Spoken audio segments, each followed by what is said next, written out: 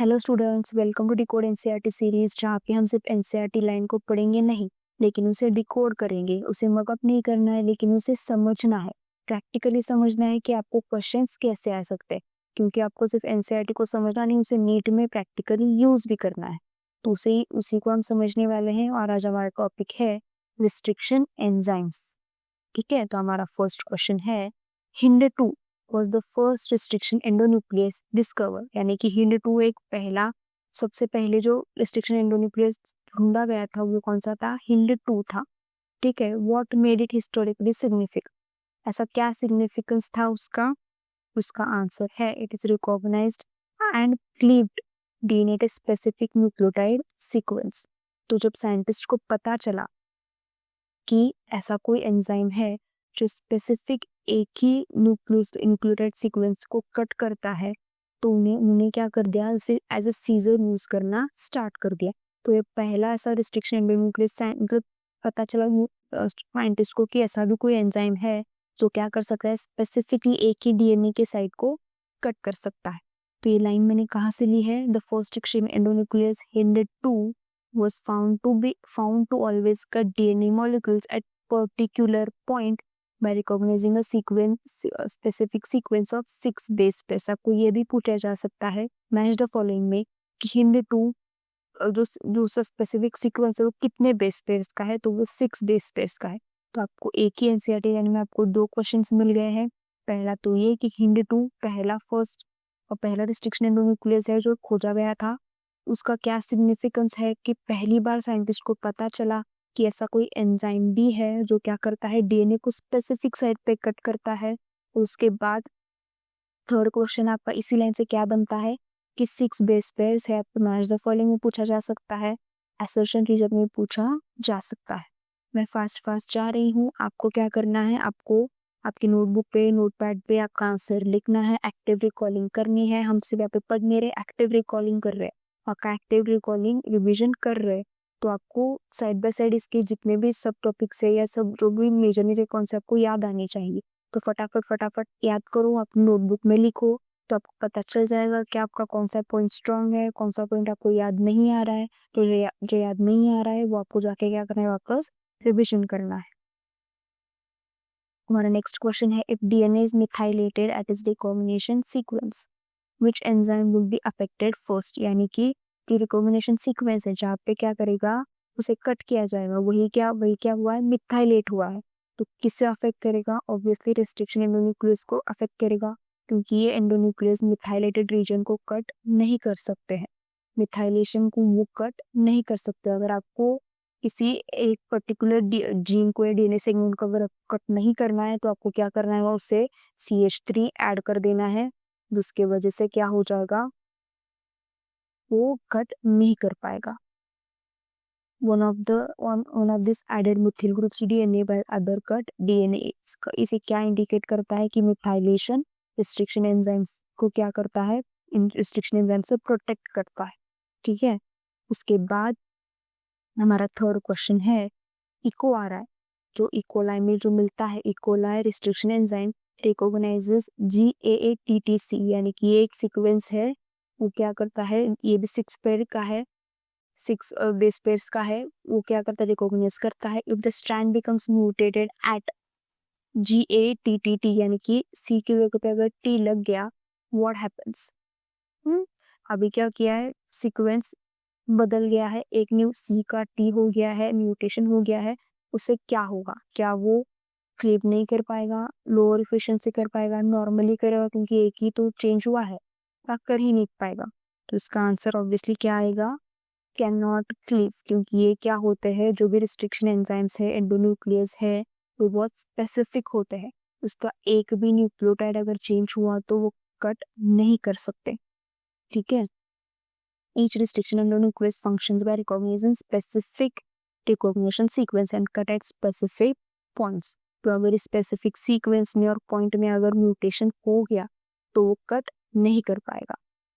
ठीक है, तो हमारा फोर्थ क्वेश्चन है, which characteristic distinguishes endonuclease from exonuclease most functionally। यानी कि अगर आपको एंडोन्यूक्लियस एक्सोन्यूक्लियस में डिफरेंशिएट करना है, तो आप कैसे डिफरेंशिएट कर सकते हैं, क्या उन्हें Mg दोनों को भी Mg+2 लगता चाहिए?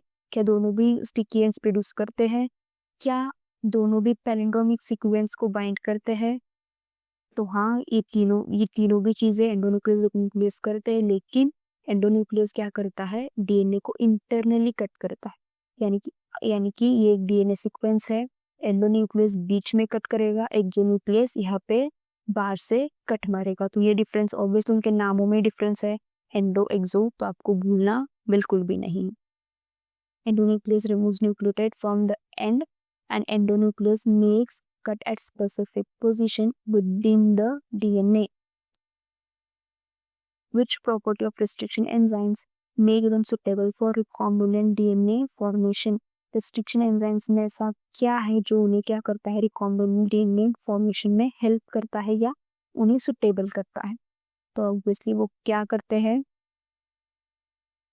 वो कॉम्प्लीमेंट्री ओवरहैंग्स प्रोड्यूस करते हैं, यानी कि ऐसे ओवरहैंग्स तैयार करते हैं जो क्या कर सकता है? बेस पेयर पेयरिंग हो सकता है। फॉर एग्जांपल अगर प्लाज्मिड का एक ओवरहैंग है जो जी है, और रिस्ट्रिक्शन एंजाइम में एक डीएनए जो हमें डीएनए इस प्लाज्मिड में डालना है, उस डीएनए का ओवरहैंग अगर सी है, तो ऑब्वियसली जी और सी क्या करेंगे? ट्रिपल बॉन्ड फॉर्म करेंगे और इनमें क्या हो गया? नेचुरल अफेक्शन हो गया। तो ये किससे होता है? Recombinant DNA. तो रिस्ट्रिक्शन एंजाइम इसमें हेल्प करते हैं। ये क्या करते हैं? स्टिकी एंड्स प्रोड्यूस करते हैं, जिसकी वजह से क्या होगा? डीएनए फॉर्मेशन में, रिकॉम्बिनेंट डीएनए फॉर्मेशन में वो हेल्प करेगा। ब्लंट एंड इसका आंसर नहीं आता। ओवरहैंगिंग स्ट्रक्चर्स उसे हम क्या कहते हैं? स्टिकी एंड्स कहते हैं, जो क्या करता है? कॉम्प्लीमेंट्री जो काउंटर पार्ट से उसे क्या करता है? कट करता है, और उनमें हाइड्रोजन बॉन्डिंग, उनका नेचुरल अफेक्शन होने की वजह से वो अपने आप प्लाज्मिड को जाके जुड़ जाते हैं। तो हमारा नेक्स्ट क्वेश्चन है, the naming of restriction enzyme EcoRI includes the letter R because. इसे आर यहाँ पे क्यों ऐड किया गया है?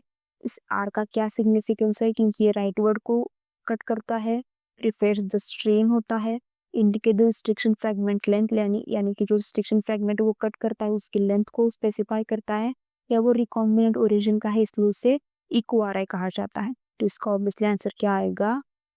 बी आएगा, क्योंकि ये क्या करता है? स्ट्रेन ऑफ ऑर्गेनिज्म को इंडिकेट करता है। The EcoRI the letter R is derived from the name of the strain, यानी कि जो इस स्ट्रेन से वो एंजाइम हमने लिया था उस स्ट्रेन का वो नाम है। विच situation prevents formation of recombinant DNA, यानी कि इस कौन सी सिचुएशन है जिसमें रिकॉम्बिनेंट डीएनए फॉर्म नहीं होगा, जिसमें हमारा डीएनए और प्लाज्मिड का कनेक्शन नहीं होगा? तो ऑब्वियसली कब होगा? Using ligase with incompatible sticky ends. इसका आंसर क्या आएगा? इनकॉम्पिटेबल स्टिकी एंड्स मतलब क्या? जैसे मैंने आपको पहले कहा है कि प्लाज्मिड का ओवरहैंग क्या है? जी है, और हमारा जो डीएनए है उसका जो ओवरहैंग है वो है ए। ऑब्वियसली ये दोनों भी क्या है? प्यूरिन है, दोनों में बॉन्डिंग नहीं होगा, तो आपने कितना भी लाइगेज क्यों ना ऐड कर दिया, ये दोनों नहीं जुड़ने वाले। यानी जितना भी आपने गम डाल दिया, इनमें अफेक्शन ही नहीं है, इनमें बॉन्डिंग फॉर्म ही नहीं होगी, तो क्या होगा? लाइगेज इन्हें ज्वाइंट नहीं कर पाएगा, तो स्टिकी एंड्स होकर भी क्या करेंगे? रिकॉम्बिनेंट डीएनए फॉर्म नहीं कर पाएंगे। unless one cuts the vector and source of DNA with same restriction enzyme, इसलिए हमें restriction enzyme एक ही यूज करना है। आपको ये केस स्टडी में भी पूछा जा सकता है बोर्ड्स में।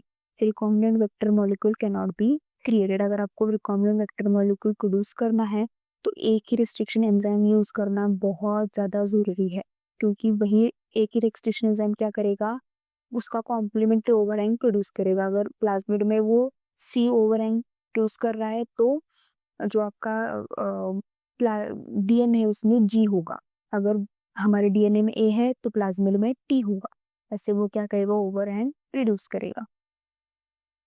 DNA palindrome has word palindrome because. DNA palindrome हम जो बोलते हैं उसे हम क्यों बोलते हैं? इसका आंसर क्या है? Because it reads the same in opposite chemical direction. It is readable only in 3:5 direction. It includes non-coding regions. It requires methylation to stay stable. Obviously, palindrome it reads the same in opposite chemical direction. यानी कि ATG इसके बाद भी क्या आएगा, ATGC, उसके बाद भी हम ऐसे भी पढ़ सकते हैं, तो उसके हम क्या कहते हैं, पैलिंड्रोम सीक्वेंस कहते हैं। Palindrome DNA sequence that reads names of the two stand when orientation of reading is kept the same, यानी कि यहाँ से भी आप वैसे ही पढ़ सकते हैं GAAT और A तो JC ऐसा होता है ना, वो टिपिकल, जैसे GAAC ऐसे TC हमने डाल दिया तो यहाँ पे भी उसका उल्टा आएगा, G आएगा, यहाँ पे भी C आएगा, यहाँ पे भी TT आएगा, तो वो हम क्या कहते हैं, ओवर, इसे हम नहीं कहेंगे यहाँ पे TT आया है, लेकिन हम ऐसे ही उसे क्या कहते हैं, पैलिंड्रोम कह सकते हैं।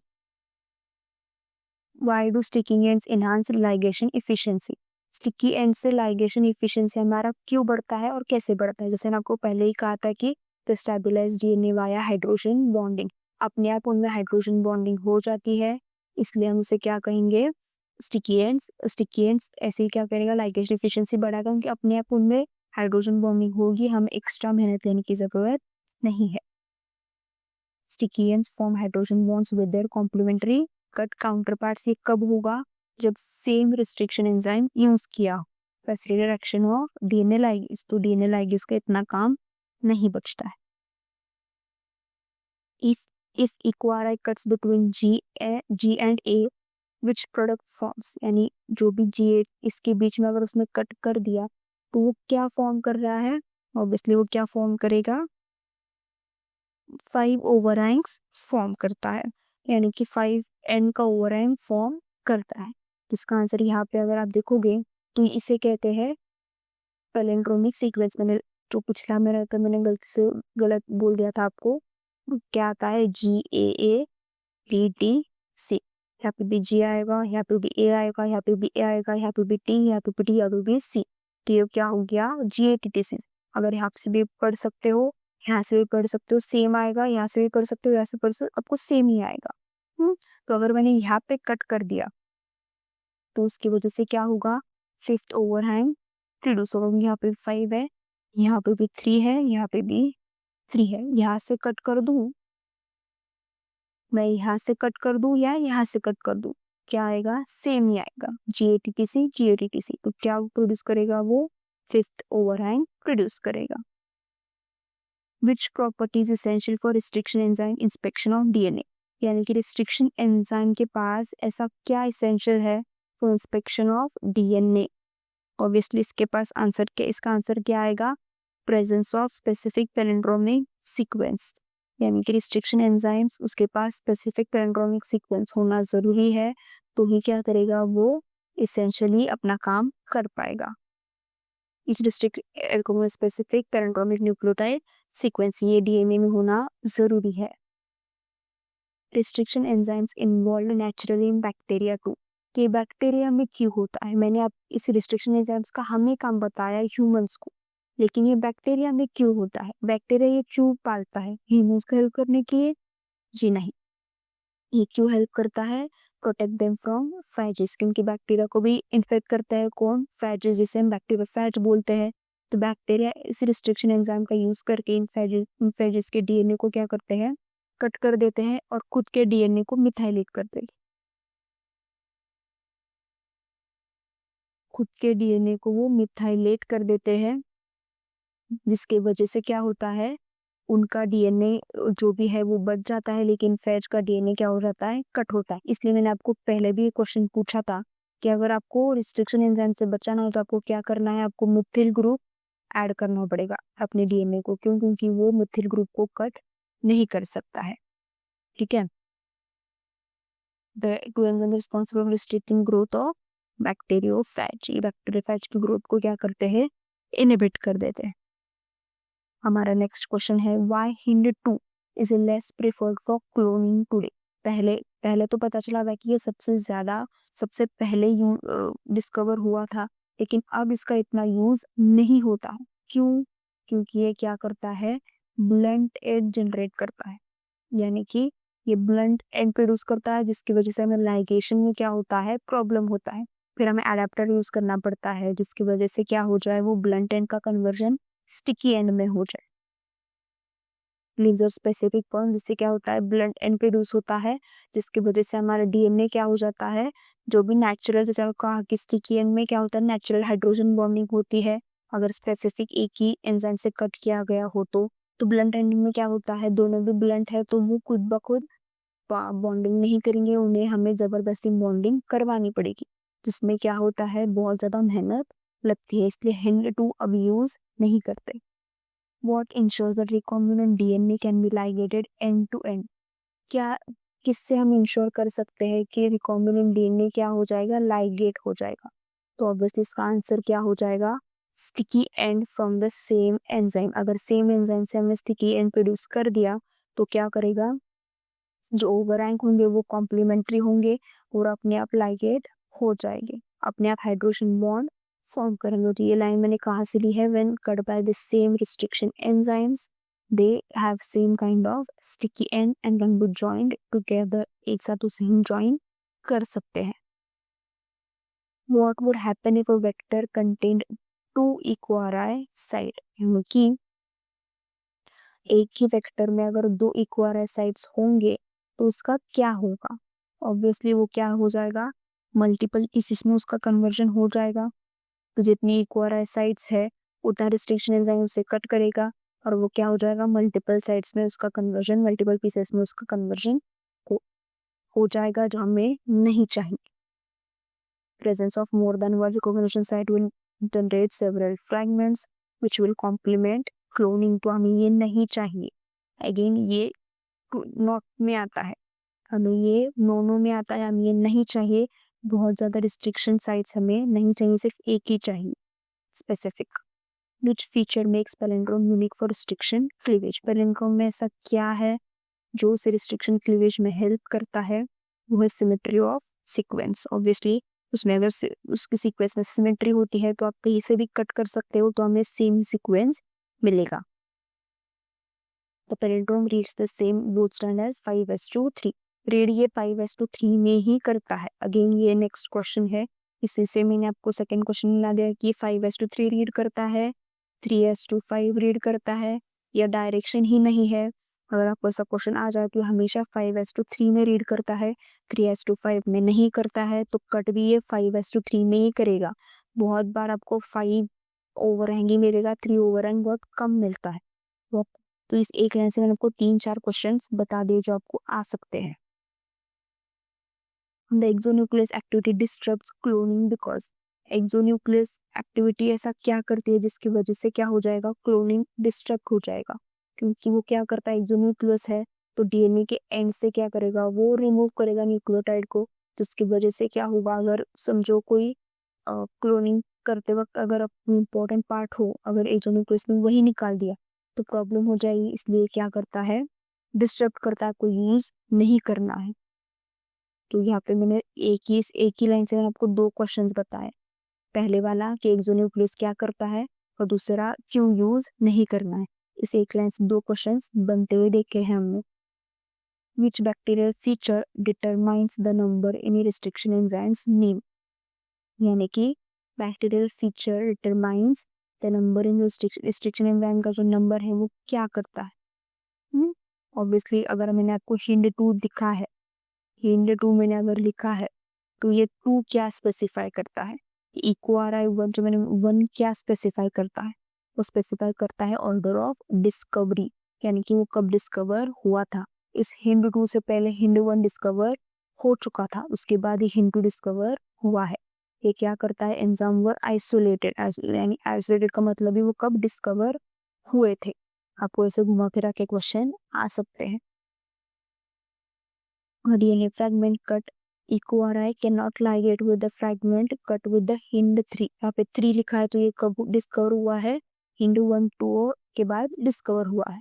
क्यों नहीं कर सकता, क्योंकि यहाँ पे क्या है, हिंड 3 क्या करता है, ब्लंट एंड प्रोड्यूस करता है, तो उसकी वजह से क्या होगा, यहाँ पे स्टिकी एंड्स आंसर नहीं आएगा। बहुत से बच्चे ये बोलेंगे ये क्यों नहीं आ रहा है, क्योंकि हिंड स्टिकी एंड प्रोड्यूस ही नहीं करता है, तो ऑब्वियसली ये ऐसी ही लाइन ऐसे ही निकल जाएगी। इक्वाराई करता है, ये ब्लंट एंड करता है, ये ब्लंट हो गया है, ये स्टिकी हो गया, इसलिए हिंड 3 प्रोड्यूसेस ब्लंट एंड आएगा इसका answer. Cut with same restriction side required for recombinant vector molecule creation, इसी लाइन से मैंने घुमा फिरा के वो क्वेश्चन बनाया था। आपको ऐसे स्पेसिफिक लाइन नहीं मिलेगी, लेकिन इस लाइन से क्वेश्चन बना सकते हैं। हमारा लास्ट क्वेश्चन है, which restriction enzyme properties most essential for creating a recombinant plasmid. Restriction enzyme की ऐसी कौन सी प्रॉपर्टी है जो हम क्या कर सकते हैं, रिकॉम्बिनेंट प्लाज्मिड में हम यूज कर सकते हैं? वो ऑब्वियसली इसका क्या आंसर आएगा, ability to create predictable ends. Predictable ends कब होंगे, जब वो स्टिकी होंगे।